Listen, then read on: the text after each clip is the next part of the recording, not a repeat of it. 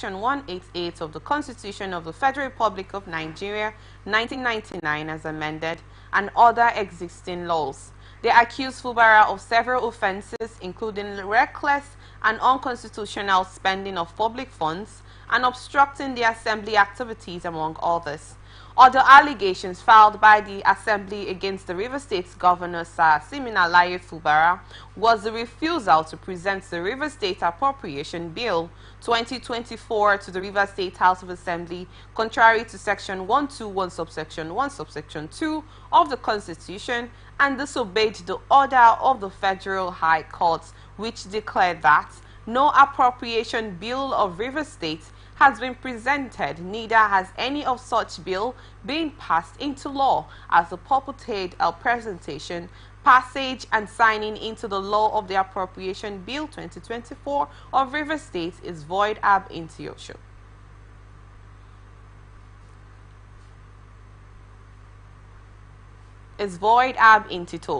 And ordered him to present the Appropriation Bill 2024 to the House.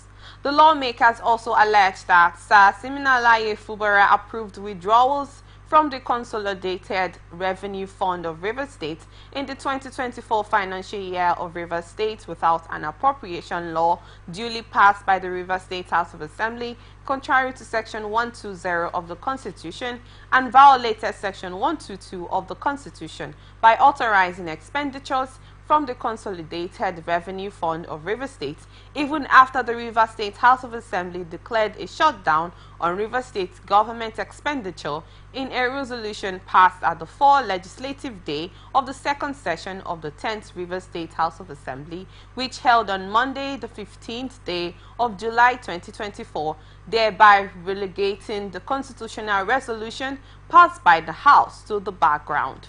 It decried the hindering or obstructing the River State House of Assembly, which is another arm of government protected by the Constitution of the Federal Republic of Nigeria, 1999 as amended, from performing her constitutional duties. In view of the judgment delivered to the 22nd of the January 2024 in favor of the River State House of Assembly, the presiding judge, Justice Jeko Omotosho, condemned the act of demolition and stated that the court finds it strange that the 11th defendant as chief executive of the state would go to the extent of stopping the authentic House of Assembly from sitting through devious means, such as destroying the House of Assembly complex, is not worthy. The Assembly noted, further alleged that the governor has shown that he is not prepared to govern River State in line with the Constitution of the Federal Republic of Nigeria, 1999 as amended, and his oath of office, as well as other issues bordering on appointment. Analysts has described the controversy surrounding the River State House of Assembly and accusation against Governor Siminalayi Fubara as an unfortunate and avoidable situation. Speaking on Atlantic Television Network program Open Conversation, sociopolitical analyst Victor Inyeche said, both parties involved must learn to compromise and make decisions that prioritize the state's interests. Drama in the politics of River State. And I think it's gotten too much. It's almost becoming like a joke. I understand where both parties are coming from. Unfortunately for the governor, the part where we're in now is the part where you have fewer cards to deal, and because you have fewer cards to deal, you have to be very careful about what you throw in, to the board. To the table. So for me, I think it's an unfortunate situation that could have been avoided way earlier. This could have been averted, before now. But I mean, this is where we are. So both parties must learn to compromise, must learn to take decisions that would be in the interest of the state. But I think one interesting thing about this. Victor urged the River State's governor to take a strategic approach to the situation. This is no matter how we berate or complain about the moves made by the House of Assembly, they are functioning as an independent arm of government. And what is the arm of government? Lawmaking, checkmating the executive and ensuring that, both the executive and the local government, operate within they are doing. Their approach might be different, might be unfamiliar, to what a lot of us know to be, but this is the approach. This is politicking. At this point, the governor will need to up his ante in terms of politicking. He will need to play the highest form of politics in the interest of the state. I've always said it on every platform I have an opportunity to, that good governance fuels good, good politics rather fuels good governance. You can't be in government and not know how to politic.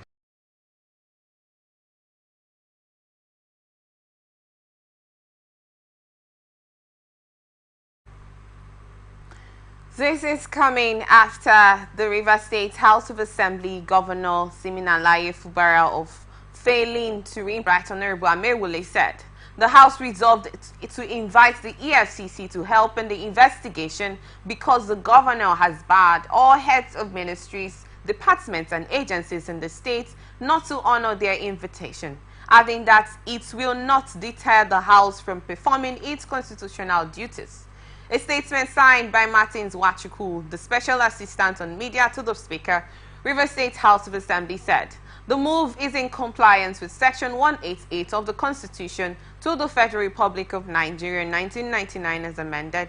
The Speaker of the Rivers State House of Assembly, Honorable Martin Amerwole, at the House 137th legislative sitting on Monday, announced that he is in receipt to a notice of allegation of gross misconduct signed by 26 members against Governor Siminalayi Fubara and his deputy, Professor Ngozi Odu, wherein they listed 5 grounds of gross misconduct against the governor and 3 grounds of gross misconduct against the deputy with accompanying particulars. The Speaker said he received the notice on the 14th of March 2025, and in line with Section 188 of the Constitution, he has done the needful by distributing them to members and forwarding them to the holders of the office. But to be sure that the governor and his through a motion that the notice be published in at least 3 national dailies. Also on Monday, the House amended its standing orders, making room for the House to sit at any time and any day within the week if it becomes absolutely necessary in the interest of the state, and in the event of emergency, provided the House is properly convened by the Speaker.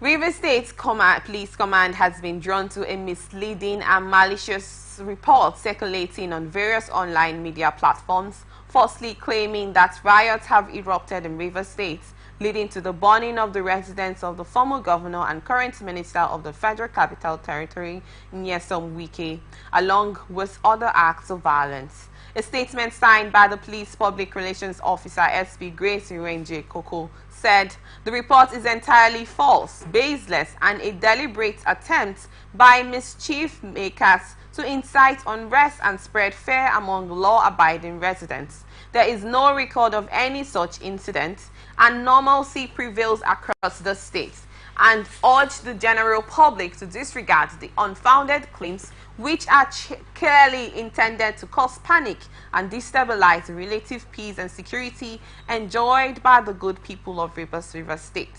The statement also said, the police command sternly warns those responsible for spreading such incendiary falsehoods to desist from engaging in activities capable of inciting public disorder, the full weight of to disrupt the peace in any form. It further said, the Rivers State Police Command remains committed to ensuring the safety and security of all residents, and also urged members of the public to rely on credible sources for information and to report any suspicious activities to law enforcement agencies. The statement equally advised citizens to remain calm and go about their lawful activities without fear, and also report security concerns while urging the public to contact the command. 4 suspected kidnappers have been killed after a fierce gun duel with operatives of the CP Special Assignment Team.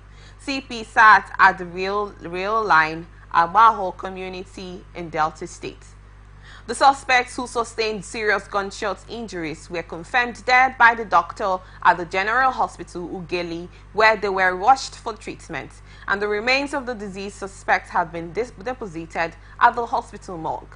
The police also recovered from the suspects during the operation one AK-47 rifle with one magazine. Delta State Police Public Relations Officer SP Bright Edafe confirmed the report in a statement in Warri that the operatives had earlier arrested one suspect when he was seeking to buy AK-47 rifle ammunition.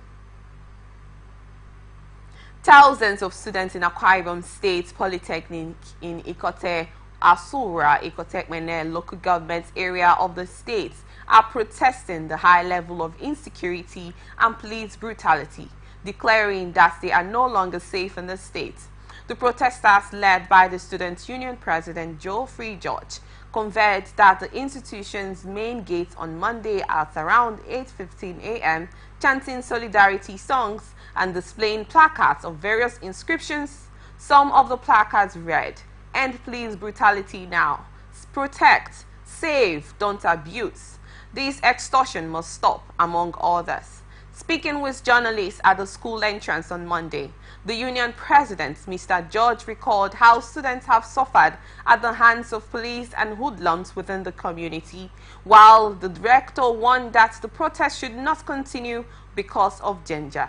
When contacted, the State Police Public Relations Officer, DSP Tim Fon John, said the State Commissioner of Police, Baba Azere, has invited the students to the meeting to resolve all issues affecting them. Anambra State Governor Professor Chukwuma Soludo says his focus is on improving governance and not competing with anyone. He disclosed this in a response to a remark by the Catholic Bishop of Sokoto Diocese, Bishop Matthew Kuka, during a Thanksgiving Mass celebration, Soludo's 3 years in office at St. Patrick's Cathedral in Oka, and urged the governor to avoid comparisons or competitions with others, while encouraging the people of Anambra to continue supporting Soludo in his aspirations for a prosperous and livable state. In his response, Soludo reaffirmed his commitment to building upon the achievements of his predecessors rather than competing with them, and highlighted his efforts to improve infrastructure, education, and other sectors that contribute to the state's development. He also referenced the progress made under his leadership, stating that his government was working to create a competitive environment, not with past administrations, but with global standards such as the Dubai Taiwan Revolution. He pointed to recent initiatives like the employment of over 8,000 teachers, not to compete with previous governors, but to align with the educational advancements happening globally, and also reflected on the state's achievements in infrastructure, including improved road networks, and now make previously inaccessible areas like Amanesia and Ufoma accessible within 30 minutes. He highlighted his administration's efforts to reduce government expenditure and also revealed that Anambra has only spent 65% of what previous administrations spent during their first 3 years in office. Federal High Court sitting in Lagos has ordered Oba Otudeko to take a plea in the charges filed against him by the Economic and Financial Crimes Commission. The order was given by Justice Chukwujeku Aneke on Monday. Recall that EFCC had filed a 13-count charge against Otudeku and 3 others over an alleged 30 billion naira loan fraud. At the hearing of the matter, the judge said Otudeku must take his plea before an application challenging the court's jurisdiction on the case can be decided. The judge subsequently adjourned the case to May 8. International Federation of Women Lawyers has urged governments at all levels to step up efforts to ensure the proper implementation of gender-based laws. The chairperson of FIDA Ekiti State, Oyebami Oluwo Yo Richards, who disclosed this in response to women lawyers regarding the increase in incidents of gender-based violence in the state, and also called for an end to the culture of silence among victims of gender-based violence, while advocating for the creation of gender units within relevant government agencies where such cases can be drastic ends to end all forms of gender-based violence, including rape and the molestation of minors, and also highlighted the challenges of enforcing GBV laws in Nigeria. Stakeholders at the event include officials from the Ministries of Justice, Women Affairs and Education, local government representatives, as well as traditional rulers, religious rulers, market leaders, and the media. Newly elected president of Haneze Ndigbo in Oyo State, Okechukwu Nwabunike, has promised to work closely with the state government and all other ethnic groups to ensure peaceful coexistence for the progress of the state. This is coming after the Speaker of the State House of Assembly, Adebo Ogudoyin, urged the new executive members to uphold Igbo values such as truth, justice, fairness, and transparency to take the Igbo community to the promised land.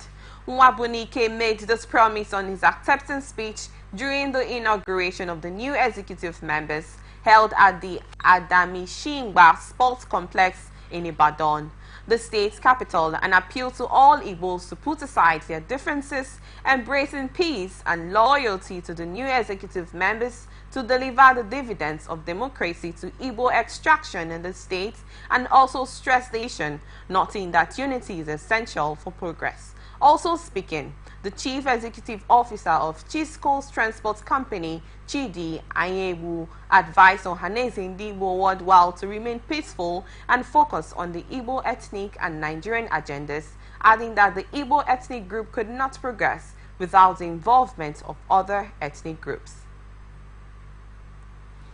Kwara State government has ordered the immediate revocation of all signage and billboard licenses issued in 2024, with enforcement actions set to begin next week. The government also warned that identification and removal of unauthorized billboards would commence shortly.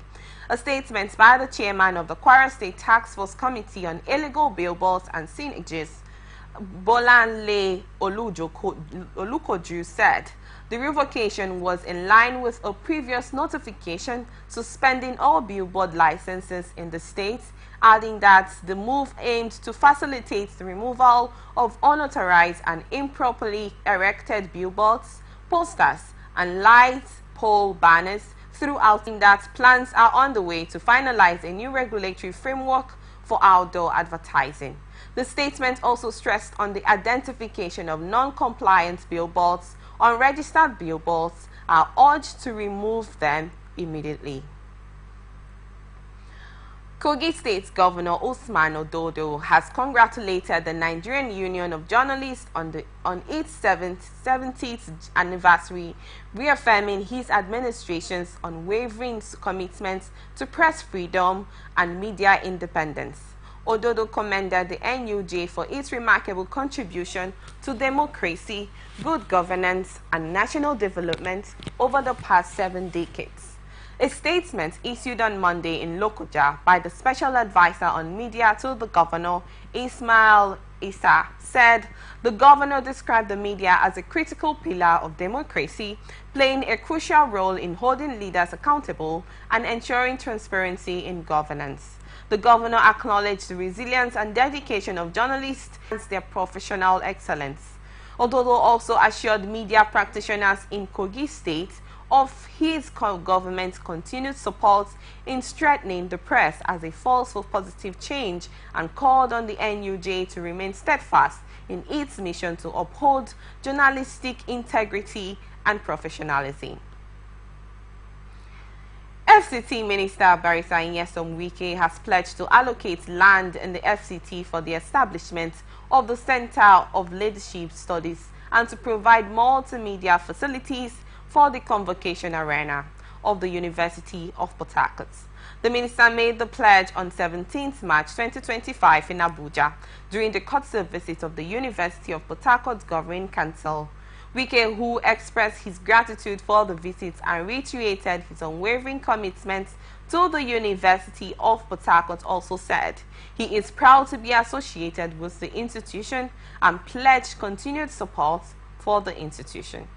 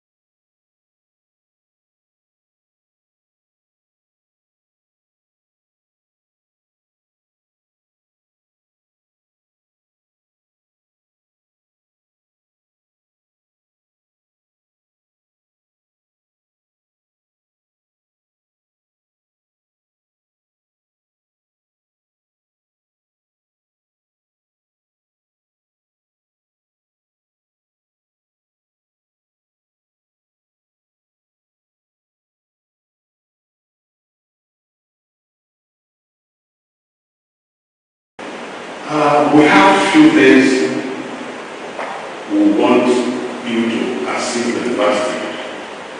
One, we felt that it's time that we should establish Center of Political Studies and the Center for Territory. We have the John Kennedy Leadership and Political Center in America.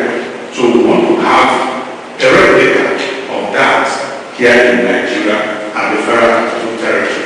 And we call it Center of Politics, both leadership and political studies. And Mr. Your Excellency the Governor, I don't think anybody will make that a surprise. As we establish that, we will also establish a chair where the Wikimatics political ideology will be part of the study to request that you assist us with the center. And two, this year, because of the over 50 years, we are privileged at this council to be the golden council, and we want to celebrate and showcase some of our great alumnus, which you are one of our illustrious, prominent alumnus of that university. And that occasion will be taking place at that same center that you built for us, that is the new competition arena. But Mr. Your Excellency, the Governor, Minister, there are a few things we felt that should have been in that arena initially, but unfortunately, the establishment of the multimedia sector in that convocation arena, and by cost, the institution has got, is going to take us almost 350 million to establish a full well-equipped multimedia center with all the facilities, modern facilities. The Governing Council of the University of Port Harcourt, led by Pro-Chancellor and Chairman of Council, Senator Mao Ohwabunwa, said the purpose of the visit was to congratulate the minister on his well-deserved appointment, while commending Barrister Nyesom Wike's exceptional performance as the FCT chairperson. The chairman of council highlighted the minister's significant contributions to the university, while requesting the minister's assistance in addressing infrastructural needs, specifically the refurbishment of the convocation arena and the construction of a council chamber, which the university has lacked in its 50 years of existence. For me, university has produced, I have an opportunity to better. Everybody should know that government cannot alone federal government. So those of us who are students that God has helped to put us somewhere should also say, look, This is the last time I will. This is my open show for the thank you. Very for us to do that. All you have asked them, I can't think I should go there and give you the results. But I can give you good luck here to 3 years. For me, my wife from my first, I will provide the monthly that you have asked. But I assure that today after my wife, I pay you and pick up the money for that. Tomorrow, I hope you are going to arrested. And I told you wait to that the other customer of my clients. He should contribute. Sometimes I'm saying this is the permission. He's an alumnus of that. He should do something with them. So I'm saying, carry it. And I said, and I told you, you come and put something down there. So I went to the university, I attended, and this is what I did. Not just promise you. You know, politicians can promise you. Me and I have a problem that I've got I've told you today, I'll give you the money for the one that's too many. This is from my family and my friends. That's what the commission we're going to. I can't take this money to them for something. So this will be a Minister of the Federal Capital Territory, Nyesom Wike, has approved the revocation of 4,794 land titles in the FCT over non-payment of ground rent, estimated at 6.9 billion naira for more than 40 years. A statement signed by his senior special assistant on public communications and social media, Lere Olayinka, following a press briefing by the Director of Lands, Chijoke Nwakoeze, said a total of 8,375 property owners in the central area, Gaki 1 and 2, Wuse 1 and 2, Asokoro, and Guzape, has not paid ground rent in the last 43 years. He also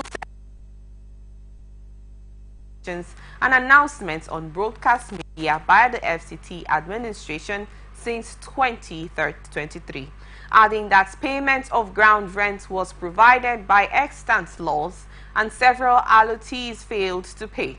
The statement also said the land titles of defaulters for 10 years of payment and above have been immediately revoked, while those under 10 years had a grace of 31 days within which to make payments, after which the titles will also be revoked.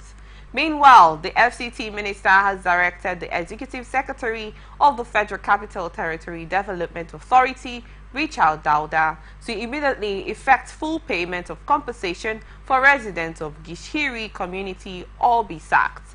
Wike gave the directive during a meeting with members of the community at his official residence in Abuja, and the meeting followed the demolition exercise supervised by the minister to clear structures obstructing the construction of arterial road of 116 linking the community with the Katampe district. He further asked the secretary to ensure non-indigenes also received payments, adding that the government did not pay compensation based on ethnicity. Trial of Timileyen Ayaji, the suspected killer of Salome Adiudu, began on Monday at High Court 2 in Lafia, the capital of Nasarawa State. The prosecuting lawyers brought 3 out of 5 witnesses to testify against him. The witnesses, who submitted their statements as evidence in court, claimed that the victim's body was found in Ajayi's possession. Ajayi was first brought before Justice Simon Aboki of the High Court in January, where he pleaded not guilty to killing Salome Adayudi, a National Youth Service Corps member who was allegedly found dead in his home.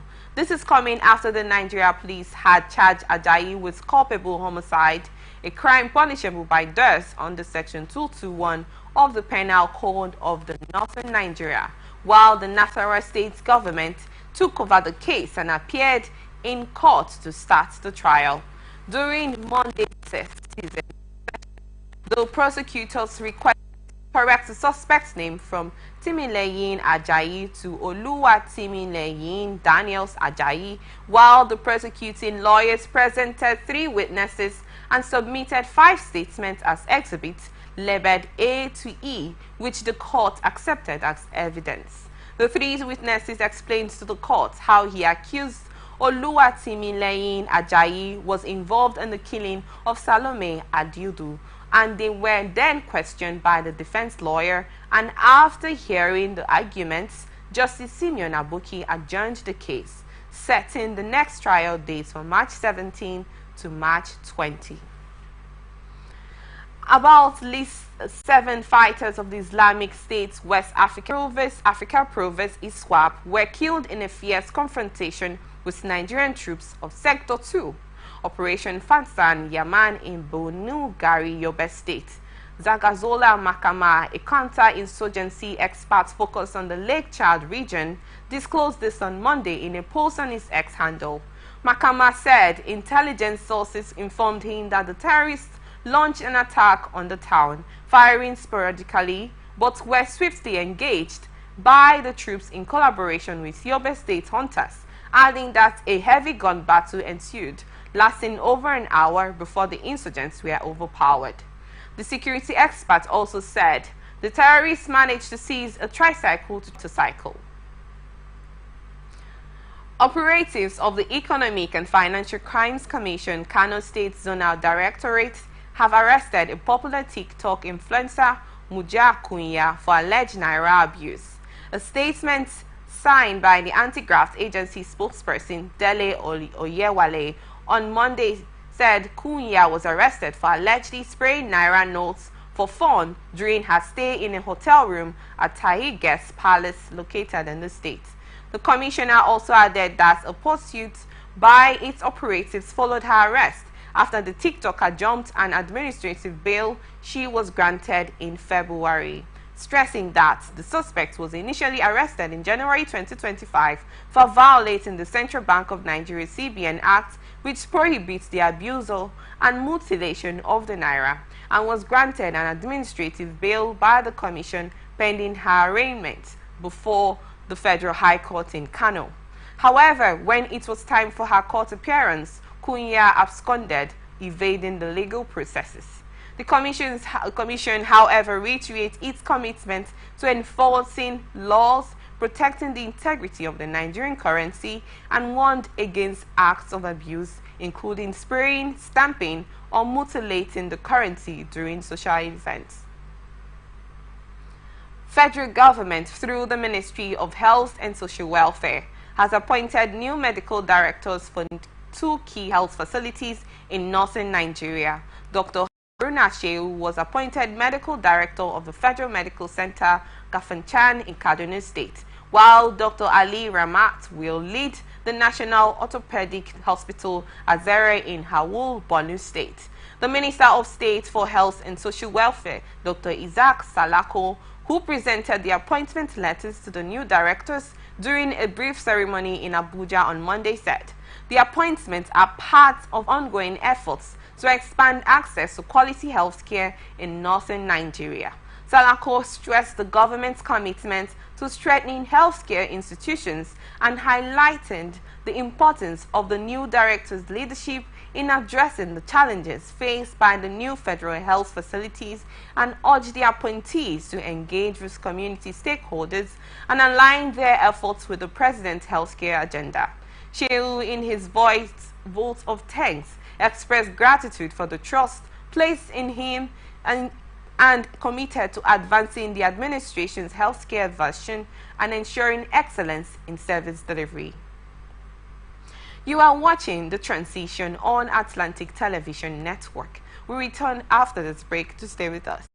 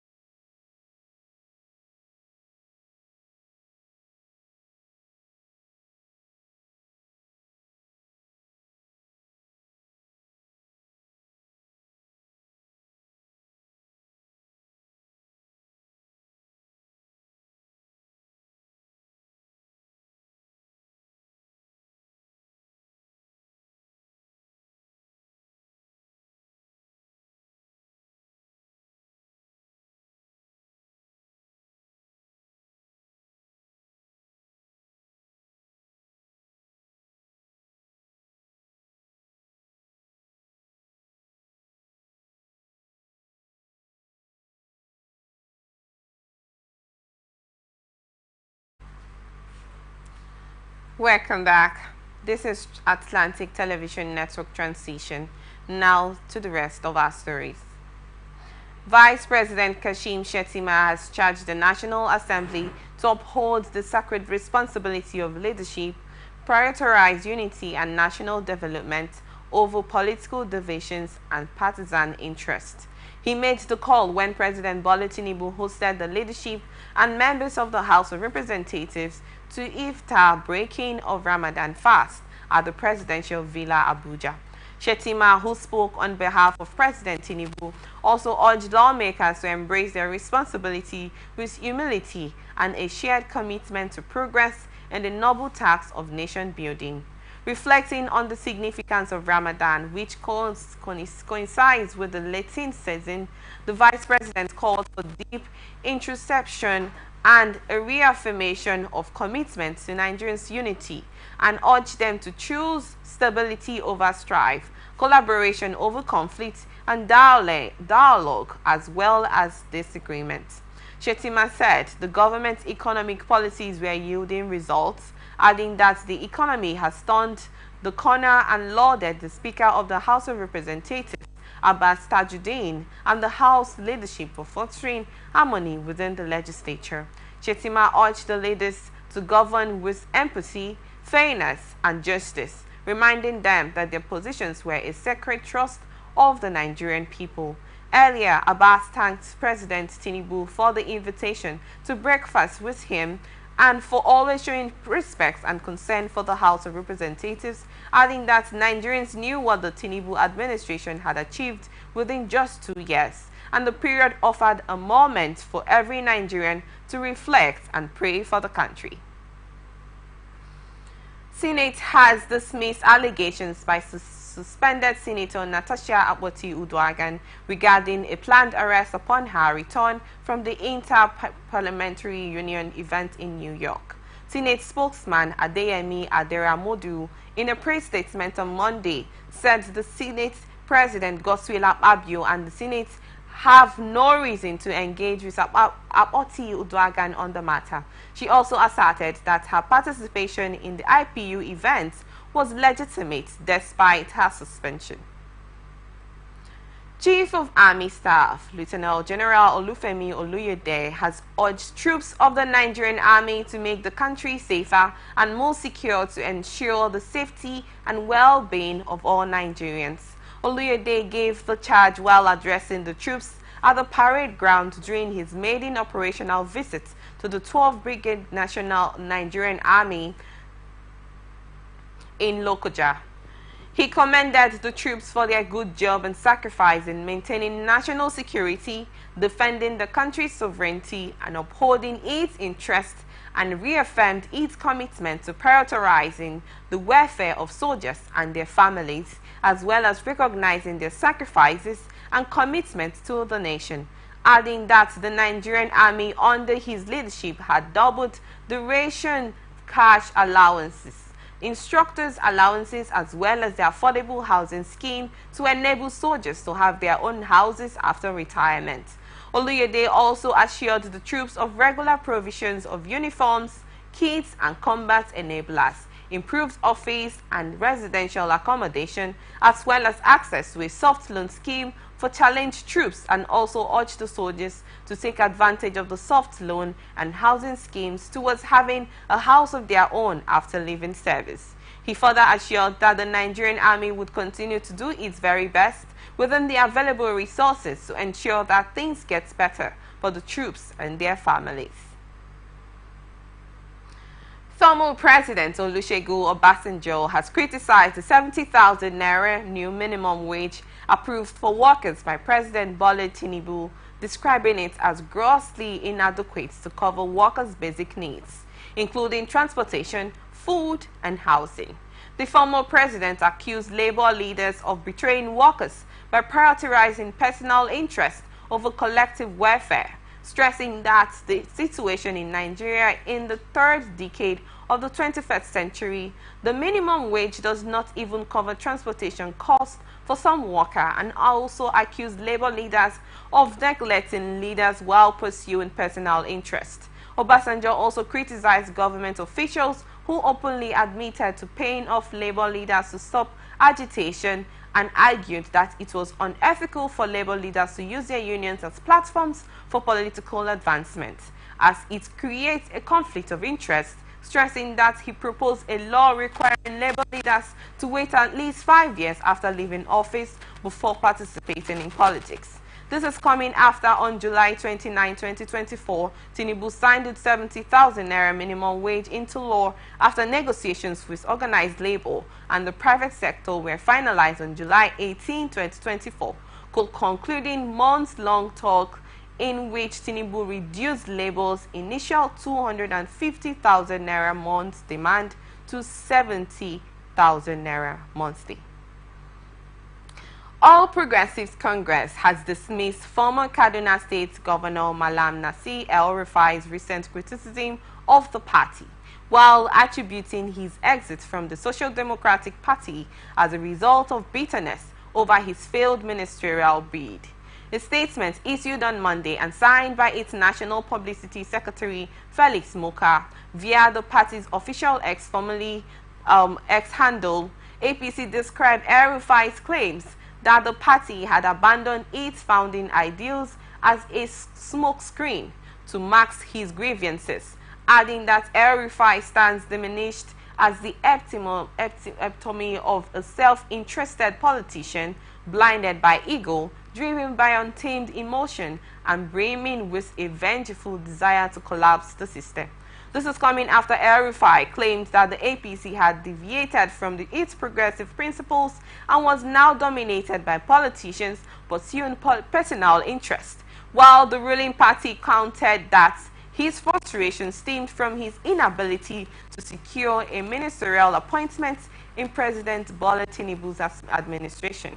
APC further criticized El-Rufai's decision to join the Social Democratic Party, questioning how the party aligns with the progressive ideals he claims to uphold, stressing that President Tinubu remains committed to good governance and economic reform, while citing the removal of fresh subsidies, exchange rates, unification, and increased foreign investment as key achievements.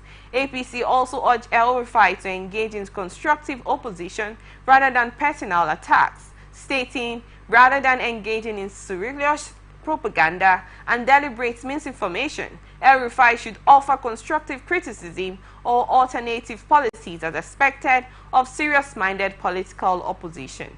The party concluded by advising El-Rufai to move on and accept his political reality. And now to some business reports.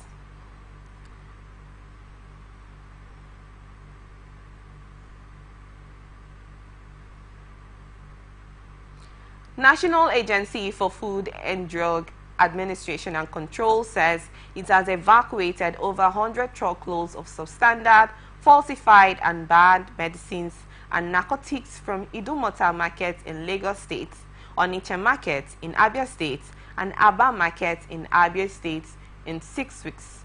A statement signed by the resident consultant of the agency, Sayo Akintola, the Director General of NAFDAC, Professor Moji Adeyeye, said if the substandard and banned medicines were allowed in circulation, they would ruin the nation by reducing the quality of life of millions of Nigerians.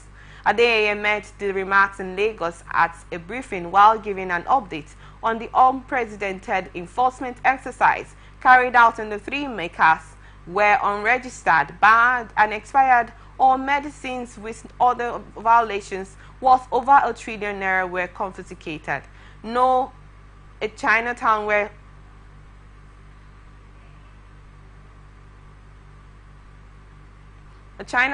husbands carry their pregnant wives over burning coal. She also said the agency has concluded the enforcement exercise in Idumota and Aba on February 28, 2025, while the exercise still lingered in Onitsha until March 8, stressing that with a large population of Nigerian youths below 40, narcotics seized could take their lives, fuel banditry and terrorism. Nigeria Employers Consultative Association has strongly condemned the Financial Reporting Council of Nigeria over the imposition of what's next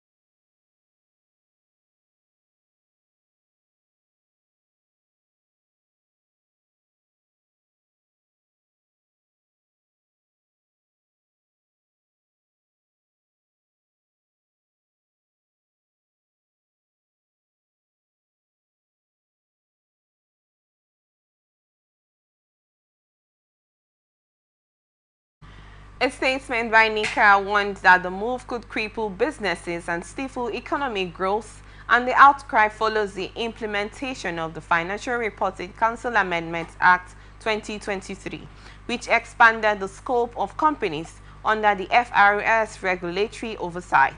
He said the new policy significantly increased the annual dues of private firms from 1 million naira to hundreds of millions of naira, depending on their turnover. Meanwhile, publicly listed companies' dues remains after NICA's Director General Adewale Smart Oyerinde denounced the move as unjust and contradictory to the federal government's efforts to enhance Nigerians' business environment, attract investment, and create jobs, and warned against the increased financial burden on private firms, including struggling with multiple taxation, regulatory bottlenecks, and rising operational costs could force many to shut down or downsize.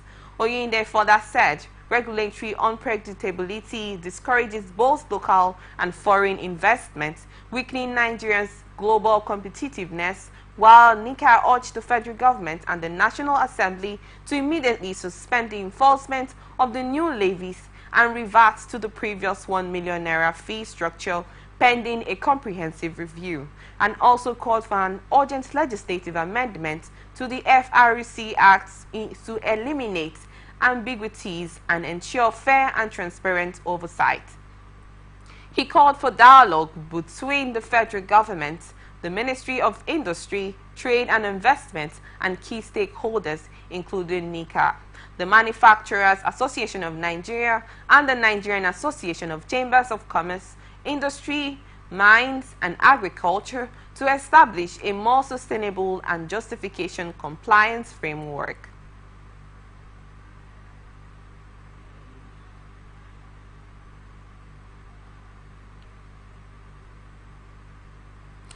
And that's the size of the package today on transition. Thank you so much for joining us. Do not forget, we are always open for advert placements, bookings, and commercials. You can always connect with us on our social media platforms on Facebook, YouTube, on Atlantic Television Network, on Instagram and TikTok, on Atlantic TV Network, on Twitter, on Atlantic TV Net. You can watch us live on our website at www.atlantic.net.work.tv. Do not forget that peace and unity